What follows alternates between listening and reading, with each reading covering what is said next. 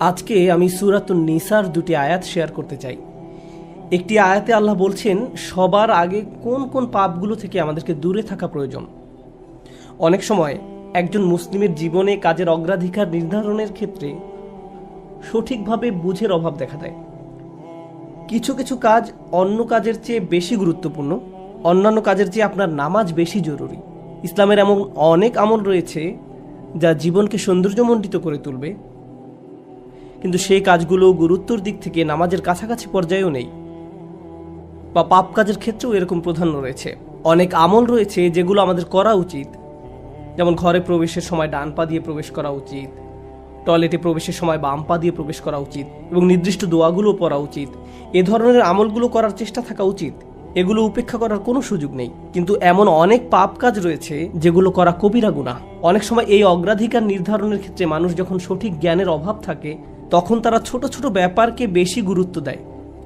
তারা নিশ্চিত করতে চায় যে আমি অমুক অমুক সুন্নাহ ঠিকভাবে পালন করছি তো, অমুক অমুক দোয়াগুলো নিয়মিত পড়ছি তো, শুক্রবারে সূরাতুল কাহফ পড়ছি তো, ইত্যাদি ইত্যাদি। তো তারা ছোট ছোট আমলগুলো সঠিকভাবেই আদায় করে, কিন্তু একই সময়ে চোখের সামনে থাকা বিশাল বিশাল গুনাহগুলো অনায়াসেই করে ফেলে। করার সময় দ্বিতীয়বার চিন্তাও করে না। যেমন ধরুন হারাম উপার্জনের টাকা, জিনা করা, সুদ, এরকম বড় বড় গুনাহ, বিরাট বিরাট শয়তানি পাপগুলো সে অনায়াসেই করে যায়। মনে হয় যেন চোখ থাকতেও সে অন্ধ। ছোট ছোট আমলগুলো আপনি ঠিকই গুরুত্ব দিয়ে করে যাচ্ছেন, যেন মনে মনে ভালো ফিল করতে পারেন যে যাক, আমি তো ধর্ম পালন করছি। এজন্যই কুরআন আমাদেরকে বিভিন্ন আমলের সঠিক অনুপাত ঠিক করে দিয়েছে। আল্লাহ এ আয়াতে বলছেন, ইনতাজতানিবু কাবাইরা মা তুনহাউনা আনহু, যদি তোমরা নিষিদ্ধ কাজের বড় বড়গুলো হতে বিরত থাকো। সুতরাং দেখা যাচ্ছে এমন অনেক বড় বড় পাপ রয়েছে যেগুলো থেকে আমাদের অবশ্যই বিরত থাকতে হবে। যদি আমরা এটা করতে পারি তাহলে ছোট ছোট পাপের ক্ষেত্রে আল্লাহ বলছেন, নুকাফিরু আনকুম সাইয়্যাতিকুম, তাহলে আমি তোমাদের ছোট ছোট পাপগুলো ক্ষমা করে দেব। অর্থাৎ আগে সিরিয়াস ব্যাপারগুলো যত্ন নাও। কোরআন যেগুলোর উপর গুরুত্ব আরোপ করেছে, যেমন টাকা উপার্জনের বিষয়টা, কিভাবে আমরা টাকা আয় করি এবং কিভাবে তা ব্যয় করি, সে ব্যাপারে আগে যত্নবান হওয়া, এটা খুবই সিরিয়াস একটা ব্যাপার। আমাদের আশেপাশে যারা আছে তাদের অধিকারের ব্যাপারে সাবধান থাকা, যারা এতিম বা অভাবগ্রস্ত তাদের দেখাশোনা করা। সূরা মাউনে আল্লাহ বলছেন, ফাযালিকাল্লাযী ইয়াদউল ইয়াতীম, সেই ব্যক্তি যে এতিমকে গলা ধাক্কা দেয়। এগুলো বড় ধরনের পাপ। তারপর যেভাবে আমরা আমাদের ব্যবসা বাণিজ্য চালাই, কেউ যদি আপনার কাছে টাকা পায়, কোনো কন্ট্রাক্ট মানতে যদি ওয়াদাবদ্ধ হন, কোনো সেবা প্রদান করার জন্য যদি আপনাকে বেতন দেওয়া হয়, কাজের ক্ষেত্রে সততা বজায় রাখা। ঠিক একইভাবে কোরআনে বর্ণিত সবচেয়ে ভয়ঙ্কর পাপগুলোর একটি হলো সুদ। একইভাবে আমাদের পবিত্রতা রক্ষা করা, অর্থাৎ জেনা ব্যভিচার থেকে বিরত থাকা, এটা কবিরা গুনাহ। এটা এত বড় গুনাহ যে আল্লাহ বলছেন, লা তাকরাবুজ জিনা, ব্যভিচারের কাছেও যেও না। অন্যান্য ছোট ছোট গুনায় তোমরা হয়তো জড়িয়ে পড়বে। হতে পারে তোমার নামাজে যথেষ্ট মনোযোগ ছিল না, অজুটাও হয়তো উত্তম রূপে করা হয়নি। হতে পারে যখন নামাজ পড়ছিলে তখন অন্য কোথাও মন পড়েছিল। হতে পারে হজ বা উমরা করার সময় কিছু কিছু নিয়মকানুন ঠিকমতো পালন করতে পারোনি। কখনো কখনো হয়তো ধৈর্য হারিয়ে ফেলেছিলে। এই ছোট ছোট বিষয়গুলো ক্ষমা করে দেওয়া হবে, কারণ তোমরা বড় বড় পাপ থেকে বিরত ছিলে। ছোট বড় পাপের এমন একটি তারতম্য কোরআনে জোর দিয়ে উপস্থাপন করা হয়েছে। কিন্তু এই আয়াতের যে ব্যাপারটি আমার কাছে বেশ চমৎকার লেগেছে, সেটা শুধু তিনি যে আমাদের পাপগুলো উপেক্ষা করবেন তা নয়, বরং এই পাপগুলোর কথা মনে করে আমরা প্রায় লজ্জিত হয়ে পড়ি। আল্লাহ এর সাথে সাথে আরো যোগ করে বলেন, ওয়ানুদখিলুকুম মুদখালান কারিমা, এবং সম্মানজনক স্থানে তোমাদের প্রবেশ করানো হবে। অন্য কথায়, ওই ছোট ছোট ত্রুটিগুলোকে উপেক্ষা করে তোমাদেরকে সম্মানিত করা হবে, মর্যাদা দেয়া হবে। আর ওই সব লজ্জাজনক ব্যাপারগুলো তোমাদের রেকর্ড থেকে মুছে ফেলা হবে। তাই যখন তোমরা আল্লাহর সামনে আসবে, অপমানিত হবে না, তোমাদের সম্মানজনক স্থানে প্রবেশ করানো হবে। এই আয়াতের আরেকটি ব্যাপারও আমার কাছে বেশ চমৎকার মনে হয়েছে। এই আয়াতের পূর্বের কয়েকটি আয়াতে কিছু কিছু কবিরা গুনাহ নিয়ে কথা বলা হয়েছে, যেমন ব্যবসায় প্রতারণা করা, কাউকে অন্যায়ভাবে হত্যা করা। আর ছোট ছোট পাপ ক্ষমা করে দেওয়ার আয়াতের ঠিক পরের আয়াতে আরও অসাধারণ উপায়ে জীবনের বিভিন্ন বড় বড় পাপে জড়িয়ে পড়ার যে মূল কারণ সেটা বলা হয়েছে। আল্লাহ আযজা ওয়া জাল্লা বলেন, ওয়ালা তাতামান্নাউ মা ফাদ্দালাল্লাহু বিহি বা'দাকুম আলা বা'দ, আর তোমরা আকাঙ্ক্ষা করো না এমন সব বিষয়ে যাতে আল্লাহ তাআলা তোমাদের একের উপর অন্যের শ্রেষ্ঠত্ব দান করেছেন। তো আমাদের ক্ষেত্রে যা ঘটে যখন আমরা এমন কাউকে দেখি যে আমাদের চেয়ে বেশি টাকা উপার্জন করে, আমাদের চেয়ে তার চেহারাটাও বেশি সুন্দর, তার গাড়িটাও উত্তম, তার সাংসারিক জীবনটাও প্রশান্তির। কখনো কখনো ভাই বোনের মাঝেও এই হিংসা দেখা দেয়। যেমন আমি বলতে শুনেছি, আমার বোনের গায়ের রং আমার চেয়ে উজ্জ্বল। হিংসা বিভিন্ন প্রকৃতির হতে পারে। কারো ভালো কিছু থাকার কারণে আপনি তাকে ঈর্ষা করতে পারেন, এবং আপনার নিজের সেটা না থাকার কারণ নিয়ে সারাক্ষণ চিন্তা করতে পারেন। আর এই চিন্তা আপনাকে শেষ করে দিতে পারে। এটা ছোট বড় যে কোনো কিছুর জন্য হতে পারে। এটা বস্তুগত বিষয়, যেমন অর্থকড়ি, ঘরবাড়ির জন্য হতে পারে। আবার অবস্তুগত বিষয়, যেমন বাবার ভালোবাসা, মায়ের ভালোবাসার জন্যও হতে পারে। বাবা কেন তাকে এত ভালোবাসে, আমার প্রতি তো এত মনোযোগ দেয় না। মা সবসময় শুধু আমার দোষ দেখেন, তিনি কখনো ওর দোষ দেখেন না। মাঝে মাঝে পিতামাতার আচরণ ব্যাপারটাকে আরো জটিল করে তোলে, কারণ তারা বারবার বলতে থাকেন, কেন তুমি তোমার ভাইয়ের মতো হতে পারো না, ও কত লক্ষ্মী। তাদের এমন আচরণ পরিবারের ভিতরে আরো বেশি হিংসা তৈরি করে। আল্লাহ এখানে বলছেন, অন্যদের যা দেয়া হয়েছে তার জন্য আকাঙ্ক্ষা করো না। আপনি নিজেই তো দেখতে পান যে আপনার চেয়ে ভালো চেহারার মানুষ রয়েছে, আপনার আমার চেয়ে বুদ্ধিমান মানুষও রয়েছে, আমাদের চেয়ে বেশি টাকা কামাই করে এমন লোকজনও রয়েছে। পরিবারে এমন কেউ থাকতে পারে যে আপনার চেয়ে বেশি প্রশংসা লাভ করে। কখনো কখনো হয়তো অন্যায়ভাবে তাদেরকে প্রাধান্য দেওয়া হয়, কিন্তু অনেক ক্ষেত্রে আসল ব্যাপার হলো, আল্লাহ তার জন্য রিজিকের যে দরজা খুলে দিয়েছেন তা তিনি আমার জন্য খুলেননি, তিনি আমার জন্য অন্য দরজা খুলে দিয়েছেন। আমরা অন্য একজনকে যা দেয়া হয়েছে ঠিক সেটাই কামনা করি। আল্লাহ আপনাকে আমাকে অন্য একজনের মতো করে বানাননি। আল্লাহ অন্য মানুষদের জন্য রিজিকের যে দরজা খুলে দিয়েছেন তা হয়তো আমার জন্য দেননি। আমাদের প্রত্যেকেরই রয়েছে জীবিকা উপার্জনের স্বতন্ত্র সুযোগ। আল্লাহর অনুগ্রহ অর্জন করতে হলে আমাদের প্রত্যেককে যে সুযোগ দেওয়া হয়েছে তার আলোকে কঠোর পরিশ্রম করতে হবে, অন্যদের সাথে নিজেকে তুলনা করে নয়। এই আয়াত যে ইতিবাচক বিষয়গুলোর প্রতি জোর দেয় সেটা আলোচনা করার পূর্বে আমি আরেকটা ব্যাপারে কথা বলতে চাই। এই হিংসা কেন অনেকগুলো বড় বড় গুনাহের মূল কারণ? আমাদের জানা মতে রেকর্ড করা ইতিহাসে আল্লাহর বিরুদ্ধে সর্বপ্রথম যে বিদ্রোহ করা হয় তা হলো ইবলিস শয়তানের বিদ্রোহ। আর এই বিদ্রোহের মূল কারণ ছিল হিংসা। সে কেন এত মনোযোগ পাচ্ছে? তাকে তো জাস্ট মাটি দিয়ে তৈরি করা হয়েছে। এভাবেই অবাধ্যতার শুরু। মানুষ পৃথিবীতে আসার পর সর্বপ্রথম যে পাপটি সংঘটিত হয় তা হলো কাবিল কর্তৃক তার ভাই হাবিলের হত্যা। সেটাও ছিল হিংসার কারণে। এই হিংসা এতটাই জঘন্য আর কদাকার হতে পারে যে আপনি যদি ইয়াকুব আলাইহিস সালামের মতো একজন মহান নবীর সন্তানও হয়ে থাকেন, আর আপনার ভাইও যদি হয়ে থাকেন একজন অসাধারণ ছেলে, যে কিনা এখনো নবী না হলেও তার মাঝে নবীর বৈশিষ্ট্য বিদ্যমান রয়েছে, এই হিংসা আপনাকে এতটাই নিয়ন্ত্রণহীন করে দিতে পারে যে আপনি তাকে হত্যা করতে উদ্যত হতে পারেন। আমি যা বোঝাতে চাচ্ছি তা হলো, হিংসা এবং ঈর্ষাকে ছোট করে দেখা উচিত নয়। ব্যাপারটাকে এমন মনে হতে পারে যে এটি আমার আপনার ভিতরে একটা অনুভূতি মাত্র। মূলত হিংসার আরবি শব্দ হলো হাসাদ, আর হাসাদ শব্দের শাব্দিক অর্থ হলো আঁচড়। তারা এটাকে এভাবে বর্ণনা করে, হিংসা হলো মনের ভিতরে একটি চুলকানি। ঠিক শরীরের চামড়ার উপর কোনো পোকামাকড় কামড় দিলে আপনি যেমন চুলকাতে চান, সেরকম এটি যত চুলকাবেন অবস্থা তত খারাপ হবে। আপনার উচিত হলো একে উপেক্ষা করা, এবং এক সময় এটা এমনিতেই ভালো হয়ে যাবে। আপনাকে এটা উপেক্ষা করতে হবে, এটাই হাসাদ। ইমাম হাসান রাদিয়াল্লাহু তাআলা আনহু বলেন, আমি হিংসুকের চেয়ে এমন কোনো অনিষ্টকারী দেখিনি যাকে আসলে বেশি ক্ষতিগ্রস্ত ব্যক্তির মতো দেখায়। সাধারণত কেউ ক্ষতি করলে অন্য একজন তার এই ক্ষতির কারণে ক্ষতিগ্রস্ত হয়, কিন্তু হিংসার ক্ষেত্রে ক্ষতিকারী নিজেই নিজের ক্ষতি করে। সে হিংসা করছে, কিন্তু এই হিংসার কারণে নিজেই নিজের অনিষ্টের শিকার হচ্ছে। আর এ কারণেই সূরা ফালাকে হিংসুকের হিংসা থেকে আমরা আল্লাহর নিকট আশ্রয় প্রার্থনা করি। ওয়া মিন শাররি হাসিদিন ইযা হাসাদ। হিংসুকের অনিষ্ট থেকে যখন সে হিংসা করে, ঠিক সেই মুহূর্তে যখন সে হিংসা করে, এটা খুবই গুরুত্বপূর্ণ একটা ব্যাপার। এই হিংসার কারণে আপনার আমার জীবনে ভয়ঙ্করতম সমস্যা তৈরি হতে পারে। এখন আমি নিজেকে বিশ্লেষণ করতে চাই। যখন আমি নিজেই অন্যকে হিংসা করতে শুরু করি, তখন কোন কোন ধরনের নিয়ামত থেকে নিজেকে বঞ্চিত করি? যখন আমি নিজেই অন্যের উন্নতি সহ্য করতে পারি না, ব্যাপারটা আর একটু খোলাসা করে বলছি। তামান্নি জাওয়ালিন নি'মা লিদুনিহি। আপনি ইচ্ছা করেন যে তার যেন এই নিয়ামতটি না থাকে। ব্যাপারটা এমন নয় যে আচ্ছা ওই ভাই খুবই শক্তিশালী, আমি যদি তার মতো শক্তিশালী হতাম। না না না, আমি ইচ্ছা করি যে সে অসুস্থ হয়ে পড়ুক আর আমি শক্তিশালী হয়ে উঠি। আপনি ইচ্ছা করেন তার মাঝে যেন ওই ভালো বিষয়টা না থাকে। কোন কারণে সে ওইটা পাবে? আচ্ছা, সে প্রমোশন পেয়েছে, এখন আমারও ইচ্ছা হয় যে আমিও যেন প্রমোশন পাই। না না না, হিংসা হলো আমি চাই সে বরখাস্ত হোক আর আমি প্রমোশন পাই। আপনি তার ব্যর্থতা দেখতে চান, আপনার ভেতরের কিছু একটা চায় তার যেন পতন ঘটে।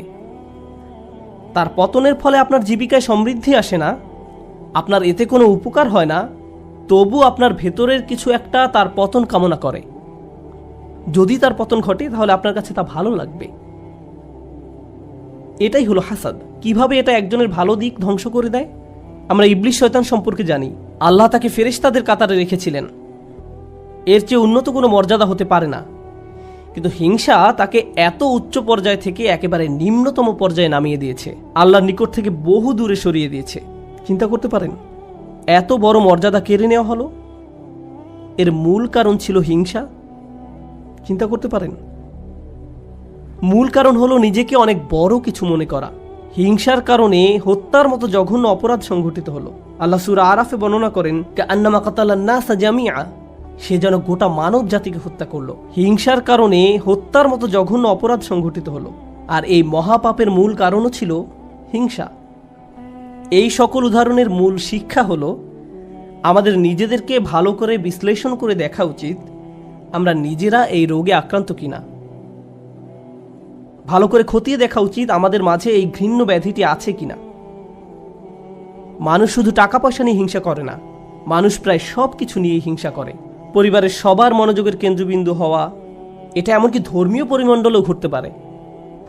ভাই জানেন, অমুক শায়েখ, তার ভিডিও মানুষ বেশি দেখে। আপনি তার ফলোয়ারদের সাথে নিজের ফলোয়ারদের তুলনা করছেন কেন?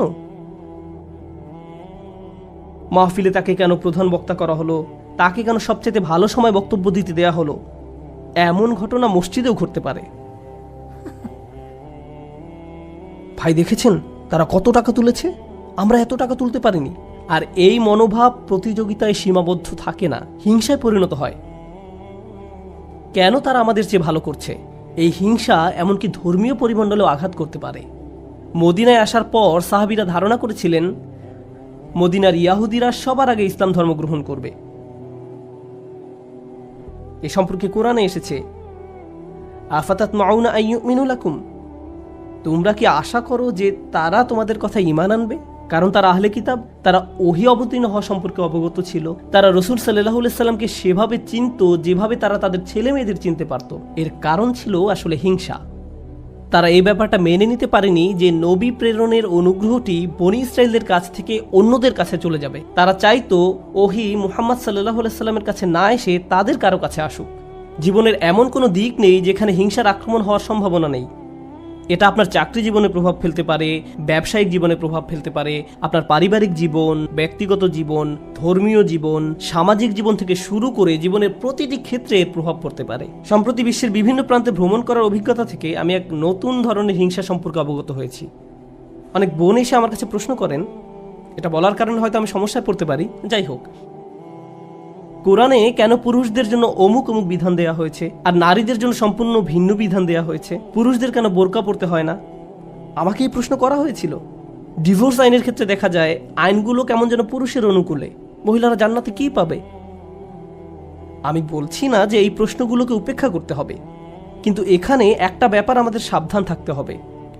আমরা আল্লাহ সুবহানাহু ওয়া তাআলা সম্পর্কে কথা বলছি।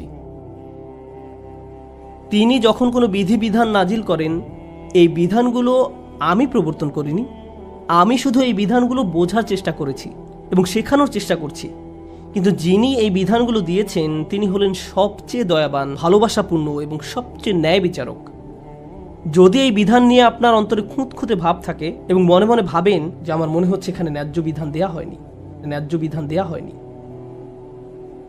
এটা খুবই মারাত্মক একটি সমস্যা। এমনকি আল্লাহ সম্পর্কে এই মনোভাব যে আমাকে ঠকানো হয়েছে, আমাকে তিনি যা দিয়েছেন সেখানে ঠকিয়েছেন,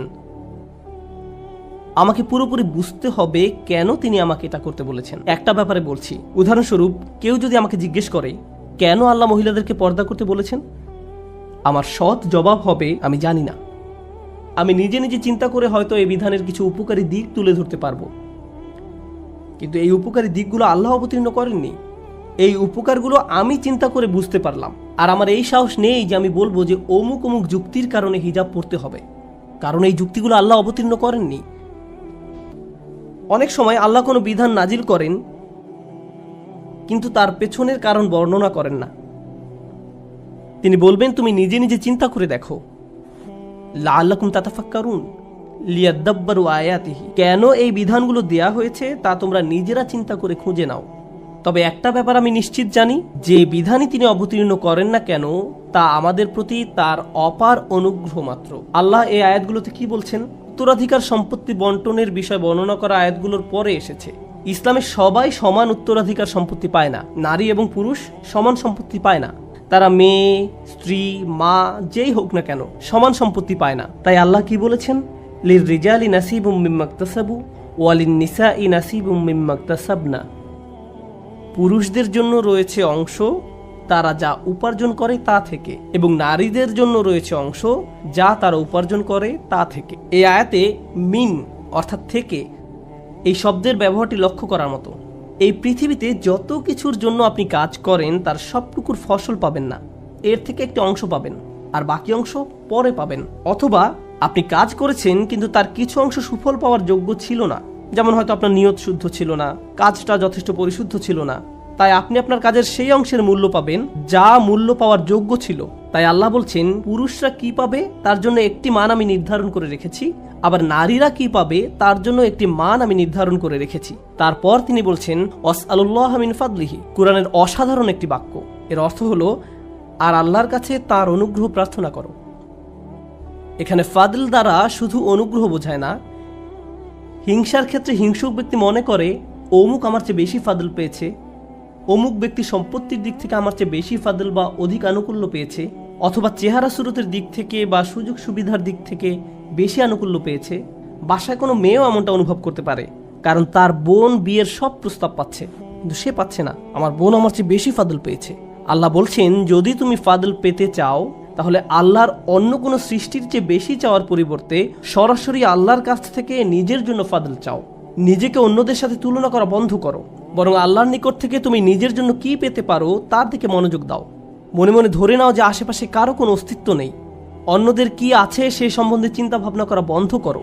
মনের উপর যদি এরূপ নিয়ন্ত্রণ প্রতিষ্ঠা করতে পারেন তাহলে খুবই সুখী জীবনযাপন করতে পারবেন।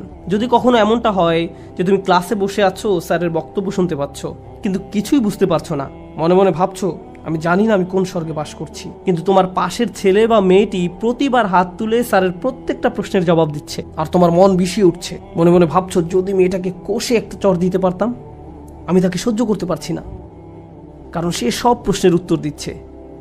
তোমার সকল মনোযোগের কেন্দ্রবিন্দুতে এমন একজন যে তোমার চেয়ে বেশি বুদ্ধিমান, যে স্যারের প্রিয় ছাত্র, যে সকলের মনোযোগ পাচ্ছে, যার কারণে তোমার নিজেকে খারাপ ছাত্র মনে হয় বা যার কারণে তারা তোমাকে লজ্জা দিচ্ছে। কিন্তু একটা ব্যাপার কি তুমি খেয়াল করেছো? তুমি সেখানে বসে আছো শুধু তুমি এবং শিক্ষক। তুমি এখানে এসেছো শিখতে, অন্যের দোষ না দিয়ে তোমার উচিত নিজেকে দোষ দেয়া। হায় হায় আমি আমার মনোযোগ হারিয়ে ফেলেছি। নিজের কাছে ব্যাখ্যা দাবি করো কেন তুমি মনোযোগ হারালে। প্রশ্ন করতে গিয়ে লজ্জা অনুভব করো না। তুমি এখানে এসেছো নিজের উন্নতি সাধন করতে, অন্যদেরকে নিজের মূল্য বোঝাতে নয়। তুমি এই জন্য শিখতে আসনি। একই কথা প্রযোজ্য চাকরির জায়গায়, পরিবারের। অন্য কাউকে বেশি দাম দেওয়া হচ্ছে বলে আপনি নিজেকে গুটিয়ে ফেলবেন না। যদি কোনো অন্যায় করা হয় আপনি কথা বলুন, কোনো কিছু যদি বলার থাকে বলুন। যদি কোনো কিছু আপনাকে বিরক্ত করে ভেতরে ভেতরে জ্বলবেন না এবং এটাকে বড় হতে দিবেন না, নিজের ভেতরে ঘৃণা তৈরি হতে দিবেন না। আমরা আল্লাহর নিকট যে দোয়াগুলো করি তার একটি হলো ওয়ালা তাজআল ফি কুলুবিনা গিল্লাল লিল্লাযিনা আমানু। ঈমানদারদের বিরুদ্ধে আমাদের অন্তরে কোনো বিদ্বেষ রেখো না। যখন আমরা কিয়ামতের দিন তার সামনে দণ্ডায়মান হব তখন যেন আমাদের অন্তরে ঈমানদারদের বিরুদ্ধে কোনো গিল বা খারাপ অনুভূতি না থাকে। আমরা দুনিয়াতেও এটা চাই না, আর জান্নাতে আল্লাহ আমাদের থেকে তা দূরে রাখুন। তাই এই ব্যাপারটা পার্থিব জীবনে ঘটতে পারে। এমন হতে পারে যে কারো বিরুদ্ধে আপনার অন্তরে হিংসার মনোভাব তৈরি হচ্ছে, ও সে তো এই পজিশন পাওয়ার যোগ্য নয়, সে তো অমুক কাজ করার যোগ্য নয়। আপনার অন্তরে যদি এমন অনুভূতি তৈরি না হয় তাহলে সেটা খুবই ভালো। কিন্তু অনেক মানুষ আছে যারা এভাবে চিন্তা করে ওই লোক আমার চেয়ে অনেক বেশি বেতন পায়, সে কেন আমার চেয়ে বেশি বেতন পাবে? তারা কত টাকা বেতন পায় বা না পায় তার সাথে আপনার সম্পর্ক কি? আপনি কি করেন? আপনি কি অর্জন করেছেন? আপনার যদি মনে হয় যে আপনার আরো বেশি বেতন পাওয়া উচিত, তাহলে ব্যাপারটা যথাযথ কর্তৃপক্ষকে বলুন। ওয়াসআলুল্লাহ মিন ফাদলিহি, আল্লাহর কাছে তাঁর অনুগ্রহ প্রার্থনা করুন। ইন্নাল্লাহ কানা বিকুল্লি শাইইন আলিমা, নিঃসন্দেহে আল্লাহ তাআলা সর্ববিষয়ে জ্ঞাত।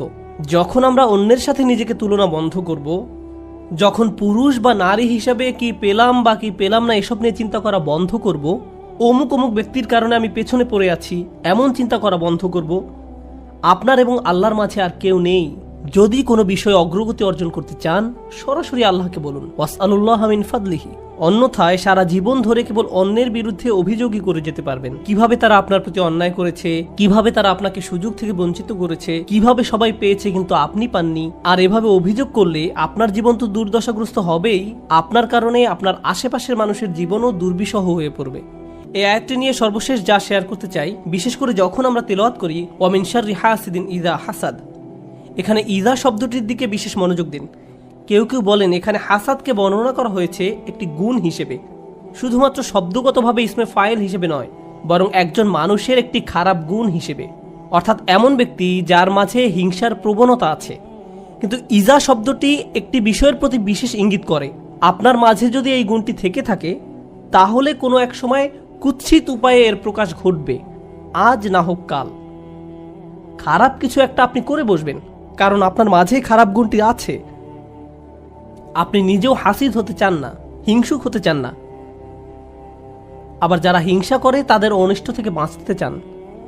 আমরা দোয়া করি আল্লাহ যেন আমাদেরকে হিংসুক হওয়া থেকে রক্ষা করেন, এবং যারা আমাদের বিরুদ্ধে হিংসা করে তাদের অনিষ্ট থেকেও যেন রক্ষা করেন। আল্লাহ যেন আমাদের ভালো কাজগুলোকে নষ্ট হওয়া থেকে রক্ষা করেন। আমরা জানি রাসূল সাল্লাল্লাহু আলাইহি সাল্লাম বলেছেন, আগুন যেমন শুকনো কাঠ জ্বালিয়ে ফেলে, তেমনি হিংসাও একজন ব্যক্তির ভালো কাজগুলোকে জ্বালিয়ে দেয়। কেন তিনি এমনটি বলেছেন? কারণ যখন আপনার মাঝে হিংসা দেখা দেয়, তখন আপনার পক্ষে কৃতজ্ঞ হওয়া অসম্ভব।